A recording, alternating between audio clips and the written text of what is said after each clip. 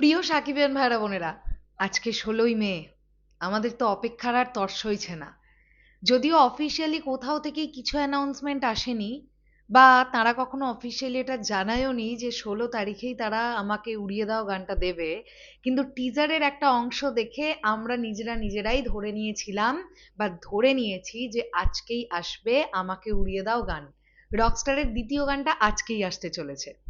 এবার আমরা কি মনে মনে ধরে নিয়েছি এটার জাস্ট কোনো আহ, হবার সম্ভাবনা নেই, নাকি আমরা যেটা ভাবছি সেটাই হবে? সেটা জানতে গেলে তো আমাদেরকে অপেক্ষা করতে হবে, কারণ সত্যিই তো এখনো পর্যন্ত কোনো অফিসিয়াল অ্যানাউন্সমেন্ট নেই।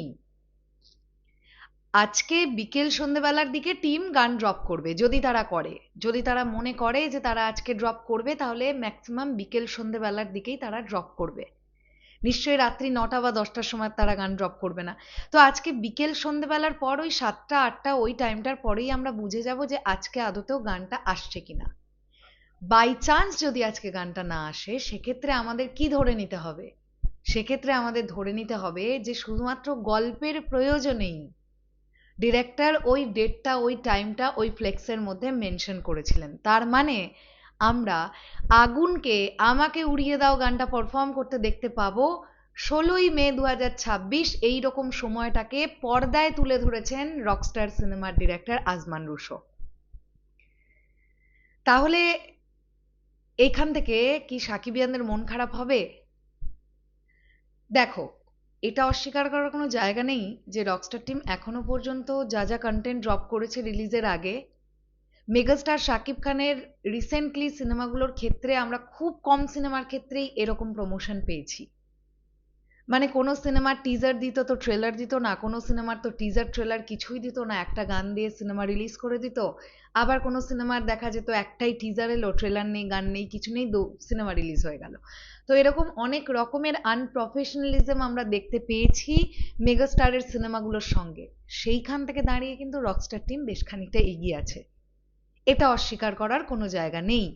তবে তারপরেও আমরা এখনো আশায় বুক বেঁধে আছি যে আজকে হয়তোবা সেকেন্ড হাফে যে কোনো একটা সময় রকস্টারের গানটা চলে আসবে, আমাকে উড়িয়ে দাও। কিন্তু এখানে আমার আরো একটা ডাউটও লাগছে, যদি সত্যিই সেটা হতো, আমার মনে হয় বিভিন্ন পেজে রিউমার বা বাজ হিসেবে এতক্ষণে আমরা সেই খবর পেয়ে যেতাম।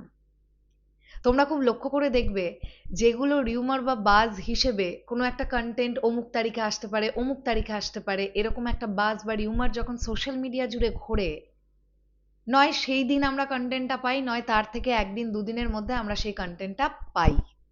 তোমরা আমাকে অনেক কমেন্ট করছো যে দিদি আজকে কি গানটা আসবে। তোমরাও যেখানে আছো আমিও সেখানে আছি, বিশ্বাস করো আমি কিচ্ছু জানি না আজকে গানটা আসবে কিনা।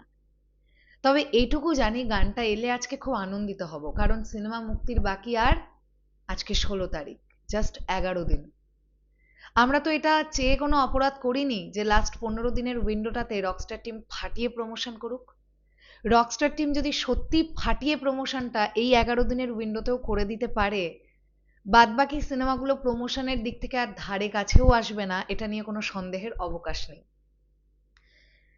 না, তার মানে আমি এটা বলছি না যে রকস্টার বাদে আর কোনো সিনেমাটাই ভালো পারফর্ম না করুক, এটা আমি চাই, কখনোই এটা বলবো না। একটা ইন্ডাস্ট্রি চলতে গেলে সব সিনেমাকেই কম বেশি পারফর্ম করতে হবে।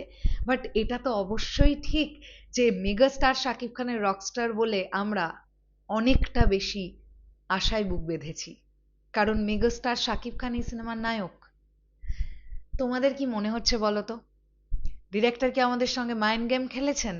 সত্যি কি গল্পের প্রয়োজনেই আগুন ১৬ই মে আমাকে উড়িয়ে দাও এই গানটা কনসার্টে গাইবেন, নাকি আজকে ১৬ই মে ২০২৬ স্যাটারডেতে আমরা গানটা পেতে চলেছি? জানি না কি হবে। তোমাদের কি মনে হচ্ছে সেটা কমেন্ট করে জানাও। টাটা।